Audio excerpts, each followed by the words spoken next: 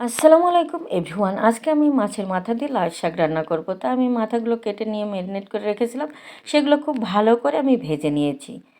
এগুলো এবার উঠে নিয়ে আমি অন্য একটা কড়াইয়ে পরিমাণ মতো তেল দিয়ে বেটে রাখা জিরা, সরিষা, আদা, রসুন, পেঁয়াজ, শুকনো মরিচ সব একসঙ্গে দিয়ে দিয়েছি, স্বাদ মতো লবণ, হাফ চামচ হলুদের গুঁড়া, 1 চামচ ধনিয়া গুঁড়া, 1 চামচ কাঁচামরিচের গুঁড়া দিয়ে মশলাটা একটু ভালো করে কষিয়ে নিয়েছি।